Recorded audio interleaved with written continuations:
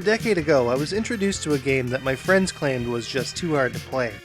From what I understand, they couldn't make it past the third level or so. I boldly took up the challenge, and found myself hooked on a game called Darius Twin. At the time, I wasn't really aware of the Darius series, but everything that makes Darius games, well, Darius, is in this game, along with some interesting twists. Thankfully, I found that it was more than playable, despite their stark claims, and Darius Twin would become one of my earliest hardcore shmup memories.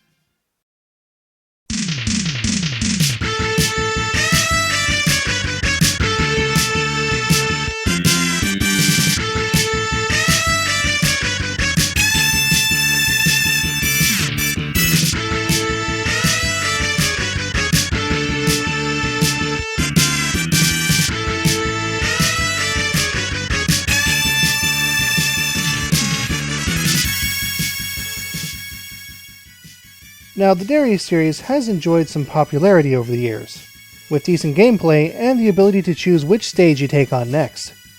And although this was the first console-only Darius, all of these trademark features remain intact. With fairly basic control, it's fairly unsurprising in the gameplay department as well. And maybe, dare I say it, a little boring. There's no fancy score chains, and a fairly rudimentary weapon power-up system. Furthermore, if you die, you don't lose any of your weapons, so it stays pretty much constant throughout the entire game.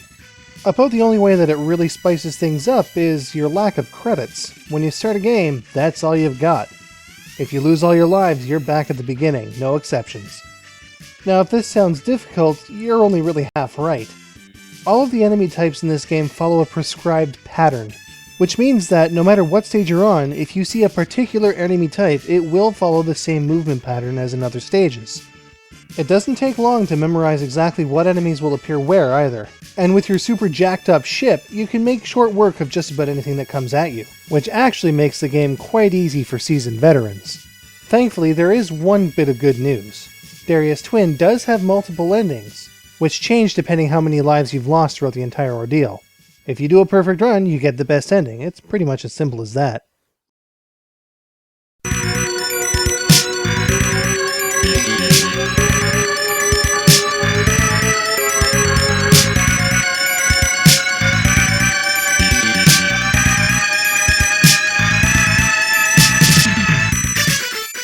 So now that we've established that the gameplay is solid but rudimentary, how does the presentation fare? Well, the graphics are well defined and colorful, and the sound is decent even if it's a little poorly sampled. There are going to be times where it sounds a little off-key, almost like a detuned piano. So while a lot of the tunes are very catchy, the sampling really doesn't make it sound all that great. But then there's the mechanical design, which is fantastic. Darius does, after all, have the most unique mechanical design I've ever seen. Where else do you fight a 200-foot coelacanth? In space! Giant seahorses, enormous lobsters, gargantuan whales, you name it. A lot of sea life out there is deadly enough as it is. I wouldn't want to tangle with a shark on the best of days. Imagine one with a laser in its mouth? F*** that! When it really comes down to it, there isn't too much more to say about Darius Twin. It's solid, and it offers co-op play, which is nice. But it's predictable and almost penalty-free. So just how does it stack up? Let's take a look.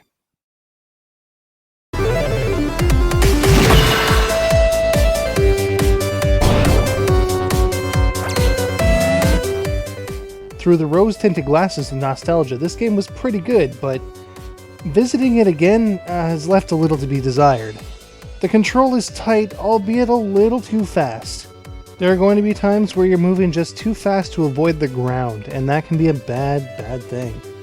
There is a decent length and some replay value to be had though, with the multiple stage selections between levels. But don't be too surprised when you find out that some levels are practically carbon copies of others, with a mere palette swap and slightly different enemy patterns. On the challenge front, even though there's no continues, you will frequently get extends, and the gameplay is fairly forgiving, especially with the frequent shields that you'll pick up throughout the game. The visuals and sound are solid, but the sound in particular suffers from poor sampling. And finally, on the ingenuity front, there isn't really much to talk about here. If you've played Darius before, you've played it here too. Co-op play is a nice addition. And for its time, since it was the only console-specific Darius game, it offered something that you wouldn't find in the arcades at all. However solid it is though, it's not something that I'd actively recommend. It's a fun little time waster, sure, but it's nothing that you're going to stick with for the long haul. You can even get a copy at auction for as little as $4, complete for no more than $20, and on the Wii Virtual Console for $8. In the end, it gets a big old meh. Unless, of course, you're a fan of the series.